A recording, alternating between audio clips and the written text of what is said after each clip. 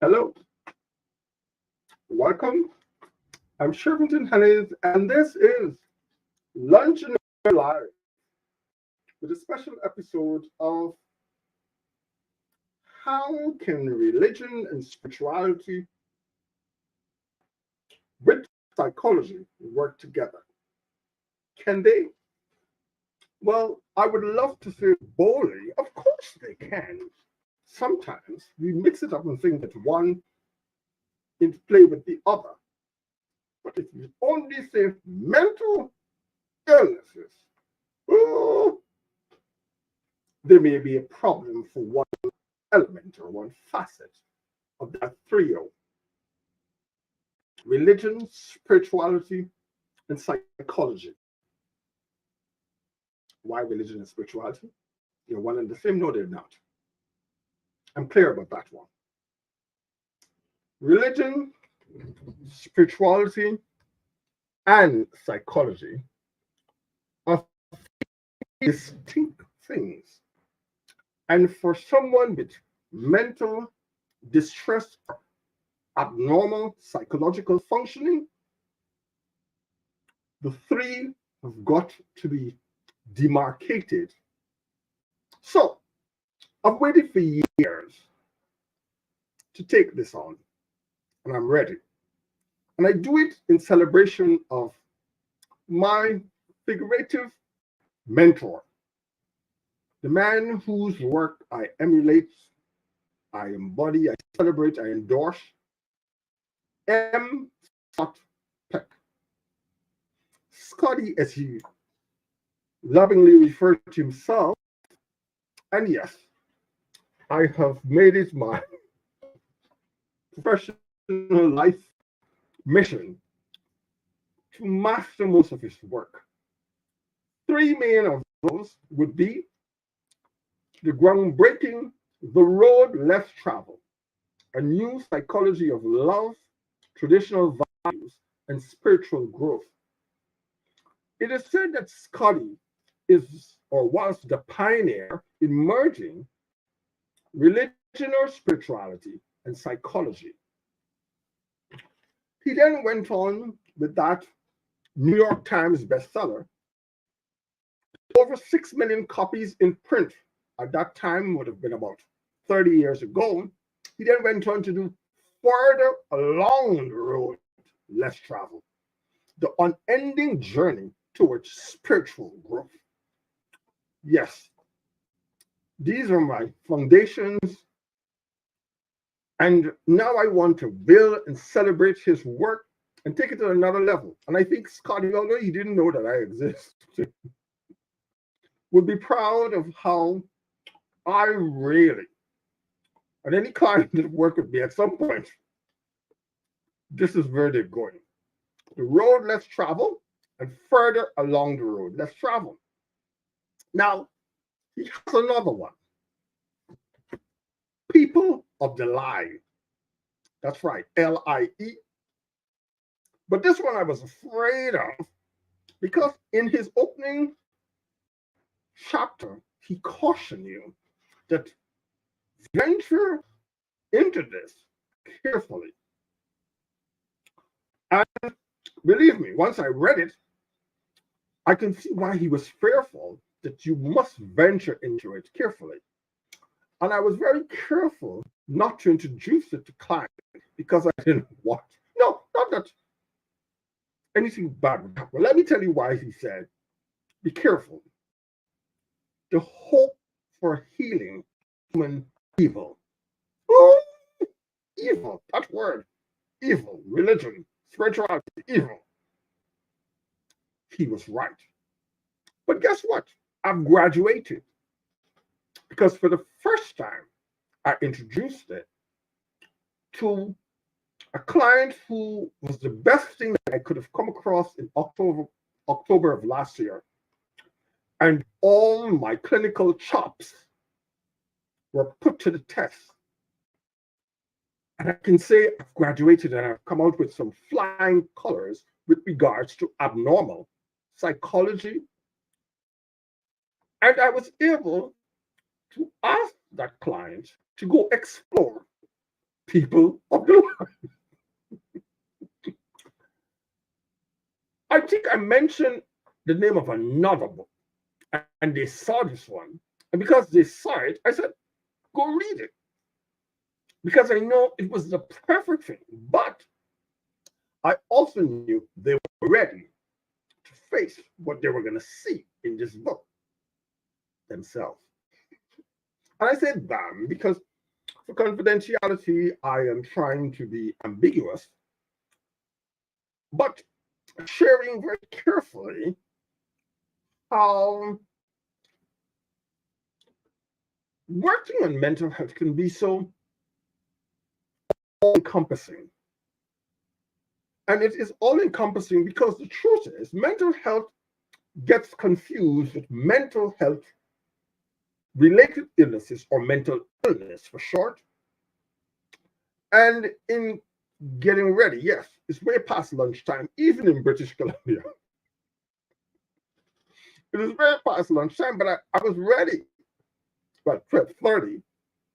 And then I wanted to quickly look up something to be sure that I can cite it and not give incorrect information. And this vast amount of stuff came at me, and I was like, oh, this is juicy. Let me copy, let me do this, and before you know it, here I am. But that's when the name of the episode got changed. And I knew that I was ready to take this one. How can religion, spirituality, and psychology work together for holistic or biopsychosocial spiritual? You don't often hear biopsychosocial spiritual. Oftentimes you hear biopsychosocial. For cognitive behavioral counseling therapy or interventions for people with especially psychosis challenges and needed intervention to get back to a place where the merging of reality and their hallucinations or their delusions and illusions, where we can merge them together. So why was I afraid to ever even mention people of the lie to clients? Because like it says here, the hope for healing human evil. Evil. Are we talking about exorcisms, spirits and all of that? No. We're talking about people who develop a pact with themselves in the name of the devil. Oh, the devil? What are you talking about, Shirvington? I thought it was going to be juicy. With the devil. Well, to talk about the devil, you got to understand and know what is the devil. But first of all, I do not believe in the devil. When we see evil, when we see the devil in the Bible, oftentimes it is referred to as a fallen angel. But the truth is, using the metaphysical Bible dictionary, evil or the devil is about evil, erroneous thinking that is not in alignment with the true nature of a thing. I feel good there. Erroneous thinking. To think in error is evil. To think against nature is evil in your thinking. So Scotty is exploring healing human evil, if there is such a thing. But the fact that I have a client to look in the mirror through that book, and then today we had an amazing discussion and something I never thought I could discuss with them. So yes, if I'm excited today, all dressed up in suits and all of that, because I feel that I've graduated in some ways, and if I can take that on, I've graduated. And Scotty would have been very proud of me. So, evil. Let's look and see what is the metaphysical beneath the surface of the word, the physical realm. What are we talking about when we talk about evil? No, we're not talking about bad spirits and all that kind of stuff. Evil. That's right. Evil. Evil. So, a central ruling thought in the Babylonian state of consciousness in man. This thought is foolish in that it looks upon worldly pride, and power as worthy of one's effort to attain it. It also believes in outer limited error conditions as real. So you see, I summed it up. I know my stuff, you know. I've been studying this for years. It's erroneous thinking of the true nature of a thing. To think in error, that is quote unquote said to be evil. To do something erroneous thinking, error in thinking. A lot of times when we say cognitive distortion, a lot of error thinking, where we align or attribute connection between two things that do not have any connection. Distortion. So,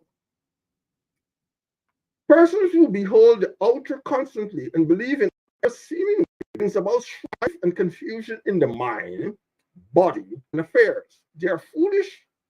I didn't say so. I'm not calling anyone foolish. The metaphysical Bible says so. Dictionary.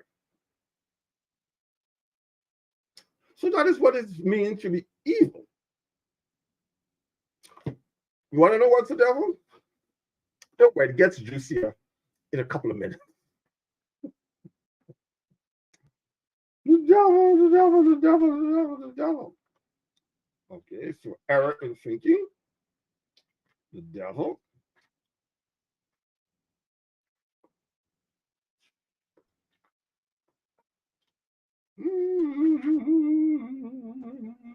The devil. So, according to the Metaphysical Bible Dictionary, that looks at the metaphysics beneath the physical, beneath the surface of what we read in the Bible, what does it represent in context of the allegories, the metaphors, the parables, all of those things that we read? How do we not take them in the literal sense? Because oftentimes there were stories about stories, or there were metaphor, or there were myths.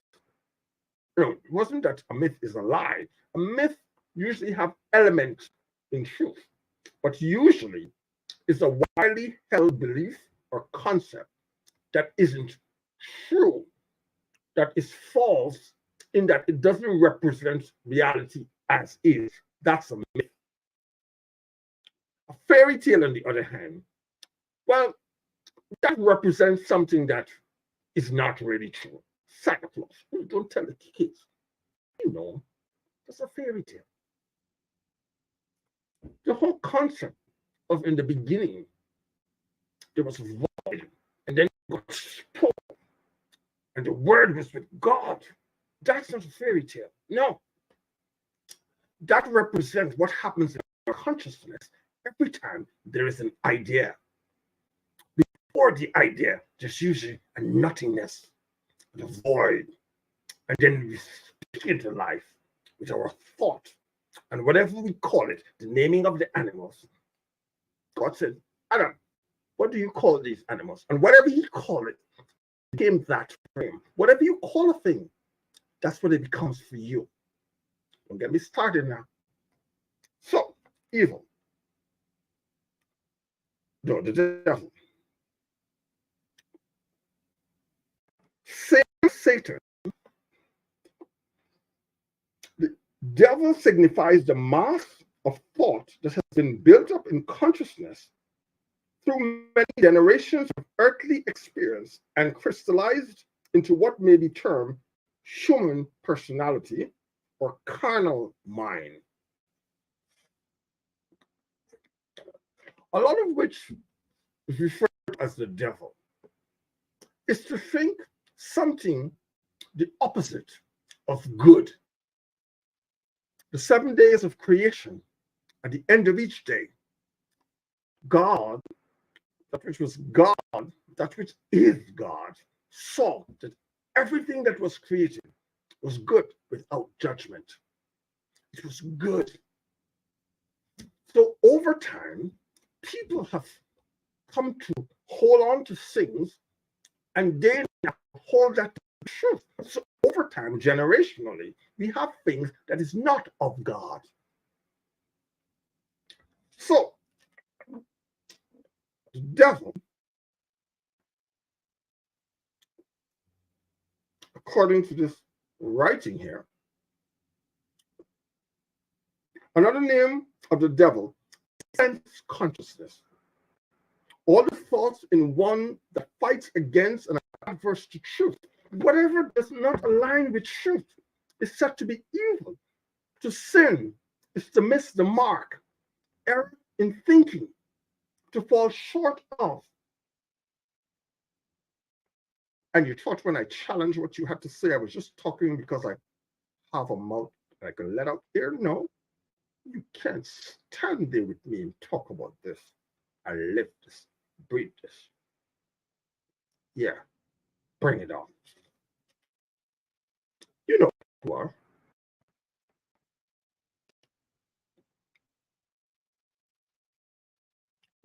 Truth belongs to the state of mind that is known to metaphysics as the devil. Whatever is in error, whatever is adverse to, the flip side of, is said to be error thinking. Error thinking is not of the nature because they cannot be omnipotent, omnipresent, and omniscient. Anything that is not of it.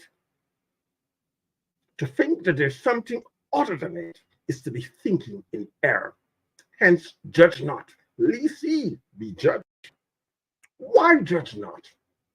Whatever you call a thing, it becomes for you. Well, listen to me. That is easier said than done.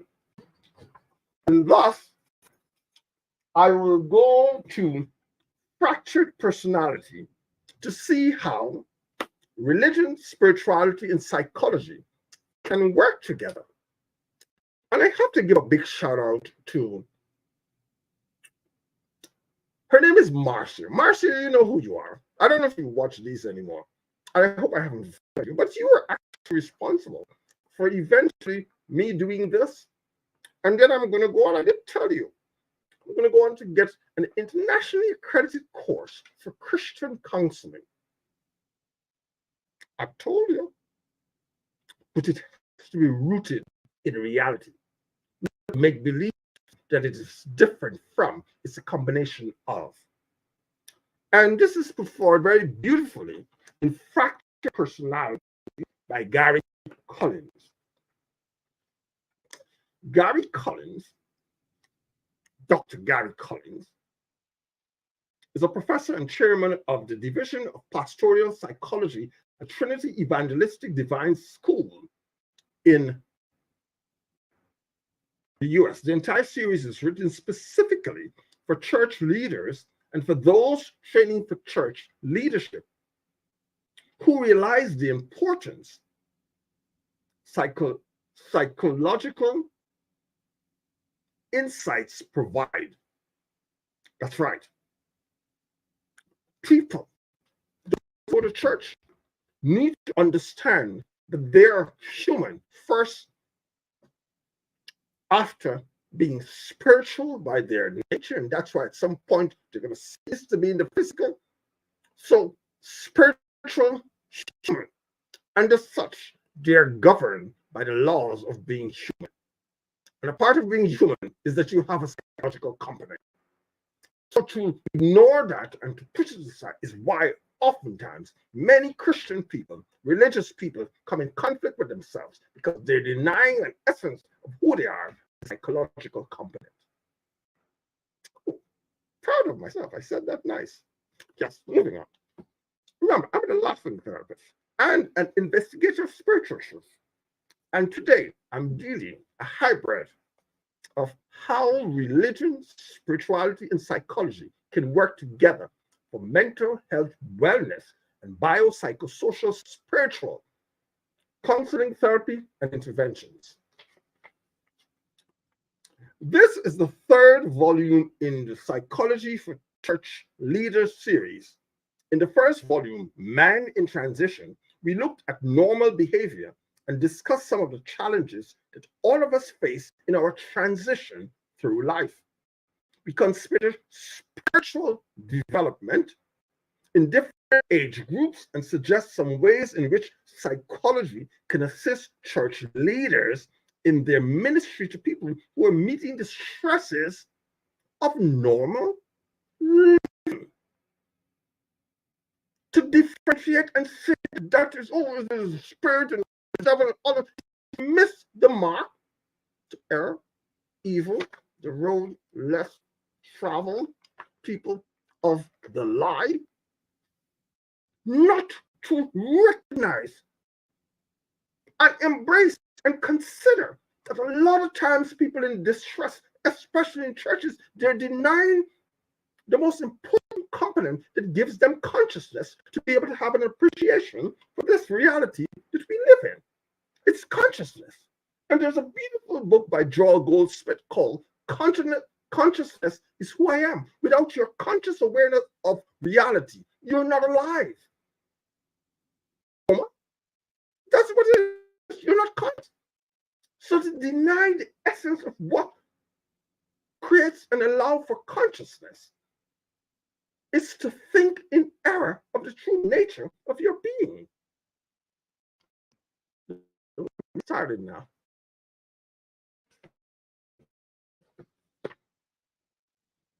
People do when the stresses get too great.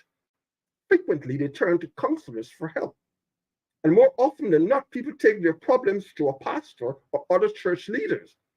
But if you take it to them and they're going to tell you, well, no, just pray it away. But they've just told you that what you're feeling ain't real. Forget about it. That is of the devil. And then wanting to make sure that you do right by church, placate them and say, yes, oh, I'm healed. And then you go home and you kick the dog, beat your kids, fight with your spouse. Because you're in conflict with yourself. And the people, I'm sorry, but it's true. I'm sorry. I didn't mean to be but it's true. You have to acknowledge we're spiritual beings from the invisible of this universe, spiritual beings having a human experience. You have to acknowledge. So, this is serious. I'm not making fun of this. You have to acknowledge this part of our being, the psychological, that is made of emotional, cognitive. I was so happy because I found some different ways of getting people to understand your mental health. It's not something that is illness in and of itself. It's your capacity to adapt to life on life's terms, what is showing up in the now moment. Like I said to someone, tomorrow never comes because why?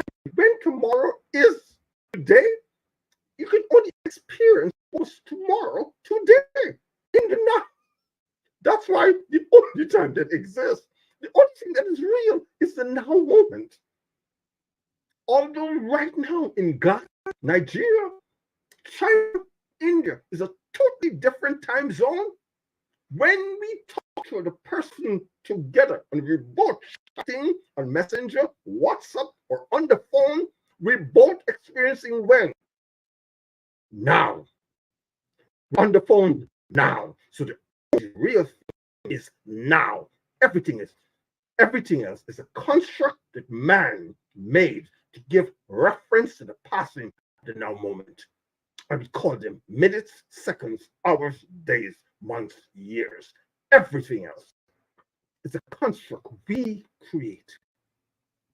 Even night and day is a concept. It's just that the moon is turning on its axis and daylight, moonlight, but that is a construct. We can have the best life possible when we simplify things that has been made complicated, that now seem as normal, and hence, when we are then making that transition through our developmental stages and the different stages of life, and then things that we held to as children no longer serve us as adults, we get in conflict with ourselves, and we want to know what is schizophrenia and what is anxiety and what is depression, is an unwillingness to let go of childish things that you thought of as a child. Now that you're a human being, as an adult, you think childish things no more. But if you keep holding on to it, like standing on the stairs with 72 steps and wanting to get to the 72nd step, but still wanting to keep holding on, do you see what kind of position you'll be in? Yeah, you gotta let it go. It served you as a child. Now, as an adult, you need to give it up. Lots of things serve us as children. We need to give it up. So, how can pastors, religious leaders, in that giving up process, not to keep us in bondage to their concepts that they too? Don't get me started. As somebody said to me in a book, I'm not going to steal it, I'm going to say it as it is. If religious leaders should really tell their followers the truth, the churches would be empty. I agree with it 100%. And that's why I'm not a pastor. I started the program and then I stopped. Because I would tell you the truth. People would run to the church or the mosque or the temple.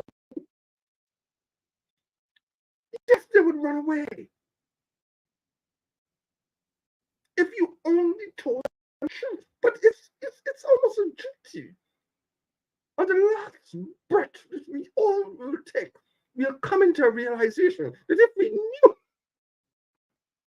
yes, I don't have evidence of it because I've never taken my last breath. I'm still here, and I'm going to continue breath until naturally this degeneration that happens, why eventually this ceases to be, when the natural process and the cycle of that, yes, I'm going to breathe and be thankful. And when I have to cry, I cry. And when I have to get a little frustrated, I'll get frustrated. But I'm going to enjoy every minute of this because it's a beautiful life. This experience is a wonderful experience. You get to be entertained by politicians calling each other names. I'm having way too much fun. I didn't want this to be for an hour, but we got to have it for an hour because I want to get into this. Fractured Personalities by Greg Collins. What do people do when the stresses get too great? Frequently, they turn to their counselors for help, or more often than not, people take their problems to a pastor or church leader. In the second volume of the series, Effective Counseling, we discuss counseling techniques, consider some common counseling problems, and suggest ways in which the church can prevent new problems from developing and existing problems from getting worse. But you can't tell them it isn't real. That's how it gets worse. And they end up in the psychiatric ward with psychosis and psychotic behaviors, thinking that the devil is out to get them. I just had an experience where a psychiatrist was saying, stop that a mountain, whatever. It's what is causing the thing. And then because that's what you know, that's what you talk about. Oh my goodness. Hence, I don't like to go to the psych ward. So do I have to pass through sometimes? No. I can appreciate and respect it. Well, that's where you go give some support. But I don't like going to the psych ward. I don't like to see people restrained against their will in some cases, but they have to be there for their safety and benefit. But It's a part of this job that I'm not very comfortable with. Not because I'm scared of these people, because oftentimes those are not people. In fact, we are more dangerous to them. The things we're saying to them oftentimes that are not helping them feel safe, and hence they act in fear. To help people with these problems, however, we need more than an understanding of counseling skills. Don't try to know about counseling. We all are counselors. In my role, I'm just a professional helper. But some of us have friends who are the best source of counseling for us, especially if they're grounded in themselves and they can tell you the truth. You get on my nerve. What you're talking about now, you're being abusive. You're violating my boundaries. Can we have those honest discussions? If you can't have that with your friend, that person can. But mind their own business enough one the salacious details of their business. I'm sure that they can keep a thin line there with confidentiality. That's why you have professional people who are bounded by certain guidelines. But every one of us, there's professional, unprofessional, casual, and your pastor. Every sermon is counseling. And that collective experience that you're having in the congregation, that is group therapy, mass, bigger group therapy. And those people who run around having all euphoric moment, oh my God, it's all counseling. But you think counseling has to be just, no. Moving on. So here, Greg Collins put forward, to help people with their problems, however, we need more than an understanding of counseling skills. We also need to know something about the nature and the causes of mental illness. It is for this reason that Fractured Personalities has been written. I have tried to survey much of the professional literature on the subject of abnormal behavior and to present a summary which is concise, accurate, and relevant for church leaders who has neither the time nor the training to plow through the psychological journals for him or herself. This book is not written as a comprehensive introduction to the field of mental illness. That's right, it's real. It's not something that is, no, it is real. And it is a mental health. Everyone capacity to cognitively process perceptions you have on the stimuli based on the five senses and be able to adaptively respond to the needs of the moment. That's your mental health. And if you're doing it with impairment, then it's compromised. And if you continue to do that like that for a long period of time, it becomes a way of which you respond or adapt to life, then we have either disorder, disabilities, or disease of some sort over time. And yes, if you use substances and you alter your mood and your receptors and all of that before, yes, you got an addiction, which is some cases referred to as a disease. No, the brain has been altered. Because the brain has been altered, your behaviors, your actions and reactions, your thinking, your mood, and all that will be altered. Yes. So if it is a disease, it's because over time it becomes altered, the structure of the brain. But guess what? Fear ye not, my child. It's coming from. Fear not, my child. The brain is powerful, powerful. It can repair itself, and we call that neuroplasticity. Given the right environment, with the right training of challenging the brain to think differently, you create new networks, patterns, and pathways. And it changes the structure of itself gradually, so it can almost repair itself. And that's the powerful thing about the brain. Sleep, for example, is very, very essential so that the brain can clean itself. Yeah, that's one of the importance of sleep. When we sleep, the brain flushes itself out with the neuroaccessory neurotransmission residues and all that. It's a marvelous thing. It's one of the things that I got so excited about this work, fascinated by this thing called the brain is so powerful. Yes, the heart plays a part. They work together. How we as don't get me started about the elections. Yes. So this book is not written as a comprehensive introduction to the field of mental illness. Instead, I have presented the psychological conclusions, which, in my opinion, Gary Collins put forward, are the most relevant and practical for church leaders. In a very real sense, then, this book is what the church worker should know about abnormal behavior. I rest my case. What you should know, meaning that your religious teachings isn't sufficient to talk about abnormal behaviors. It's a different school of thought and teaching and component of this whole experience that human beings have. And normal behavior can become abnormal, especially with cultural context. Because there's some behaviors that is acceptable in certain cultures, that in another culture it's not. And that's where cultural sensitivity comes in terms of counseling and supporting someone. So in some belief system and all of that, what is acceptable may not be acceptable in another thing. That doesn't mean in and of itself it's a mental illness. But if it is not in line with what the majority of that culture or society views or sees as normal, then it can be seen as abnormal. Language. What is abnormal behavior? The prefix ab means away from. Da, I just explained that.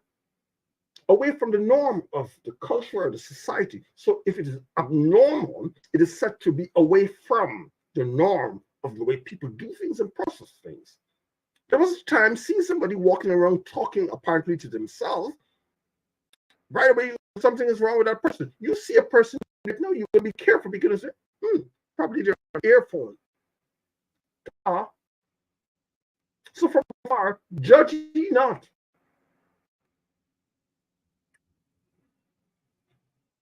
But what is normal? This is a word which we frequently use, but not always able to define.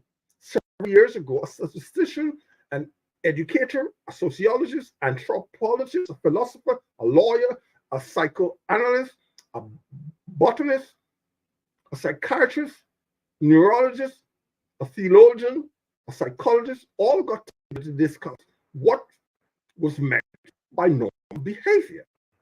As they spoke, each of these experts used the term normal and abnormal in different ways.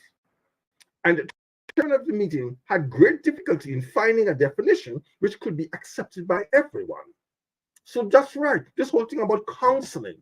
What's the context of what is normal that you're going to go counsel the person about their normal seeming behavior?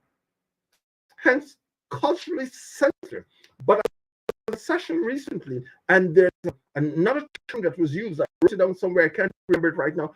It's more apt because even I, speaking to someone who looks black, can be insensitive to that person's experience if I am not, what is the term? Not culturally sensitive.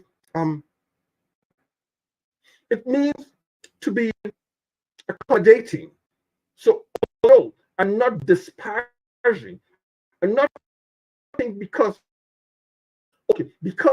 I'm black, then I can with every black person.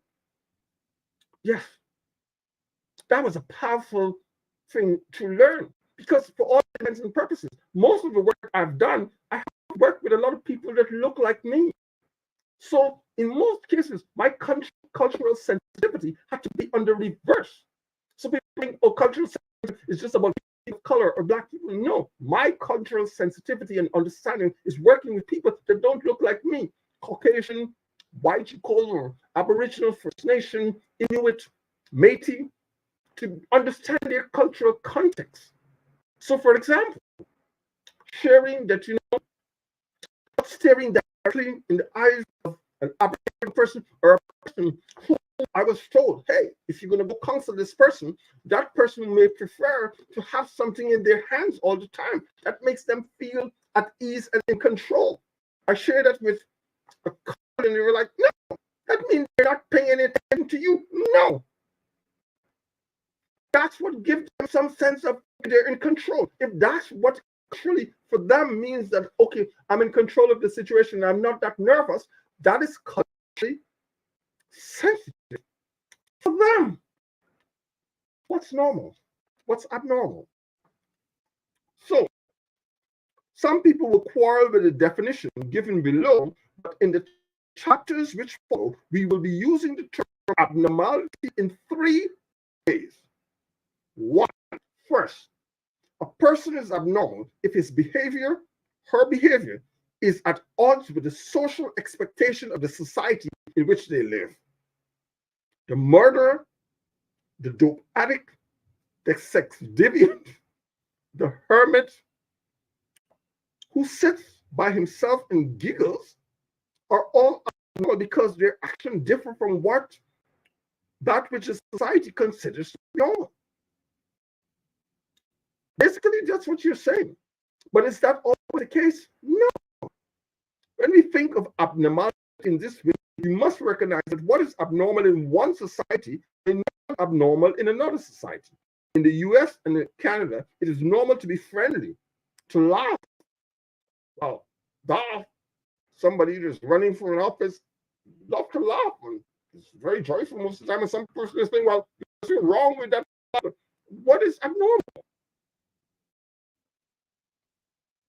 In Dubai culture of New Guinea, just the opposite is true. If you go around laughing all the time, there we go. Some people say, well, what's wrong with you? Did you have something? What's going on? No, I'm a cheerful person. I have a cheerful disposition. But in some cultural context, that could be seen as abnormal. Extreme suspicion of one's neighbor is normal. But laughter and expression of happiness are taboo. What do you be happy about? What's up with you? The person make a choice. I'm not going to stress the small stuff. I choose to laugh. When defined in this way, abnormalities can also last for short or long periods of time and can result in a variety of causes. The hospital patient who is delirious after surgery is showing abnormal behavior. But this is a relatively short duration and it's probably as a result of some physical disorder. Second, a person is abnormal if he experiences internal conflict, which leads to intense and prolonged feelings of insecurity, anxiety, or unhappiness. This I embrace and know to be true after these how many years of working. An internal conflict. Tomorrow I'm doing a session at a university on safe talk to be able to talk about some of the myths about people who make that choice to deliberately cause the physical experience in the world to come to an end. And I'm doing a presentation, and that is called Safe Talk. I do that from time to time in the community for half of a day for 3.5 hours. And you do that presentation. It's an accredited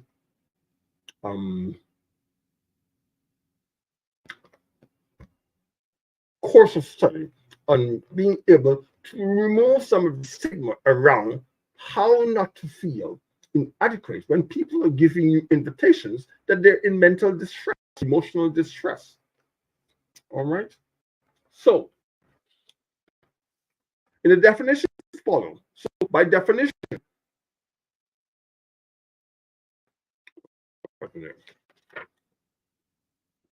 okay, sorry. So the person is abnormal if he experiences internal conflict, which leads to intense and prolonged feelings of insecurity, anxiety, or unhappiness. Here is the individual who's out with himself. He has the standard of behavior which he cannot attain.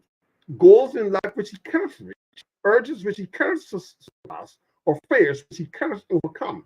He may feel insecure, inadequate, or without purpose or direction in life. That person is in conflict with himself. And oftentimes, it may be his belief about what is superior to him in terms of God and all of that. So, being able to understand this, that maybe the person in distress, emotional or psychological, is in conflict with some of the beliefs he holds to be true, that he does not think that he can measure up to.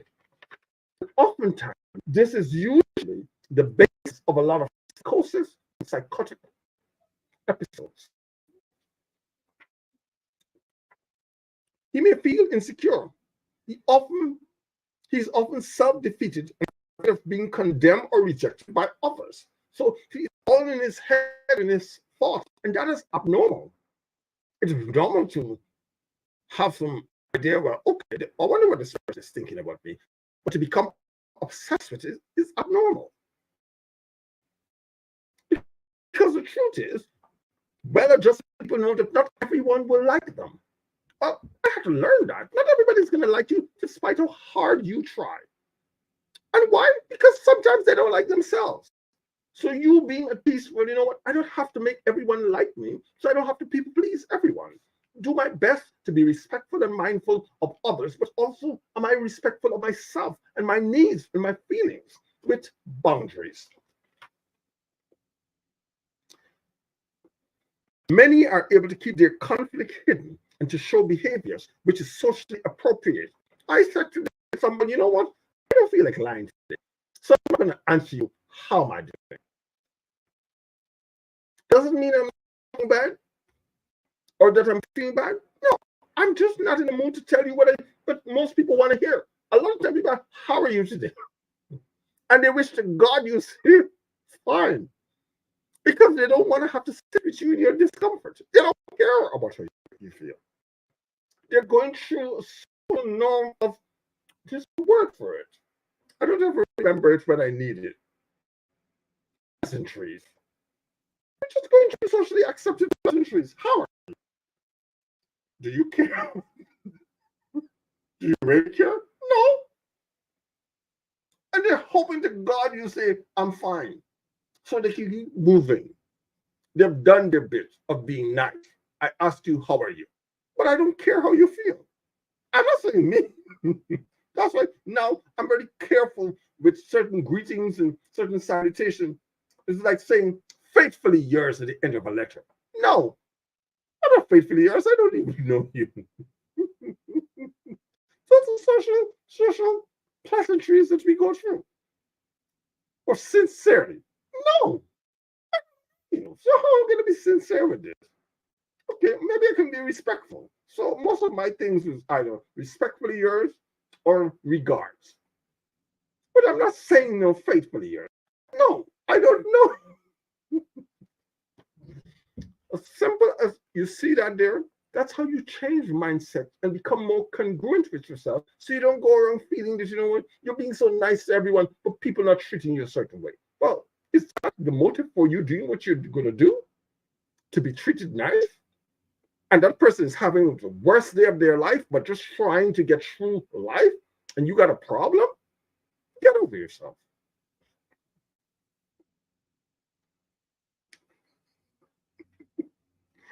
So many are able to keep their conflicts hidden. A lot of people are going around with a lot of stuff happening, but they try to keep it together in the name of appearing normal. You got it now. Because if they do something this, why are you telling me your business? Well, you asked me.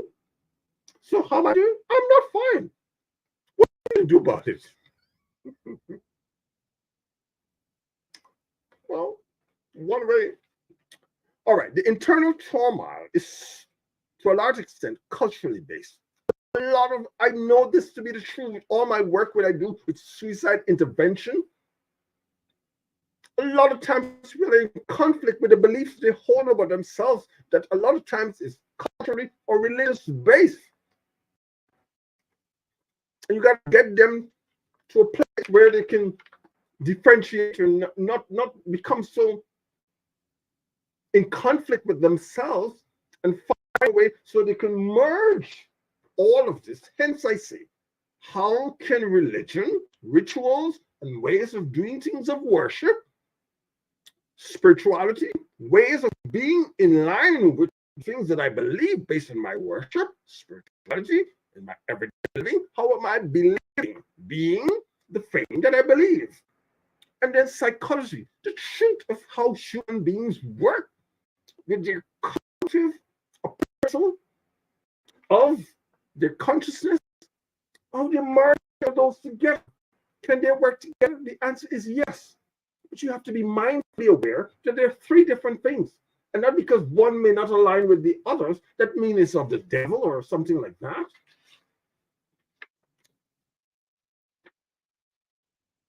So, a child does not, excuse me, a child does not inherit tensions. He learns from those around him when to be anxious and secure. That's right, environmental factors. And what we model by what we see, and then before you know it, you too, the child, is an anxious person. Oh, where do you get it from? Well, you see the way people behave when they're anxious. And so he was like, well, that's how I must be myself. Learned behavior. The mother who fears thunderstorm passes this on to her children, while the businessman who is afraid of losing money or failing in business transmits these concerns to his son.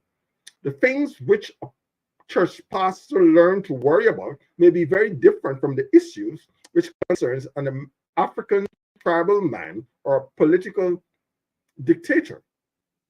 Third, a person is abnormal if he is alienated or away from God.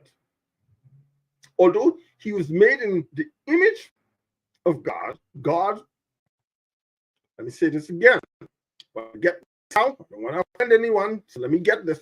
And I'm reading from Fractured Personalities by Gary Collins.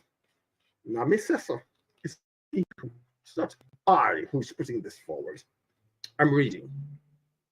So, the third way a person can be considered to be abnormal, if he is alienated or away from God, which the explanation is, although he was made in God's image, man rebelled and was separated from his close communion with the Father that was caused him to be. The day when this was being written, what was superior to man was seen as like a father. So that's how this whole thing, father. If it was a woman or women was a predominant people putting together this, God is like a woman.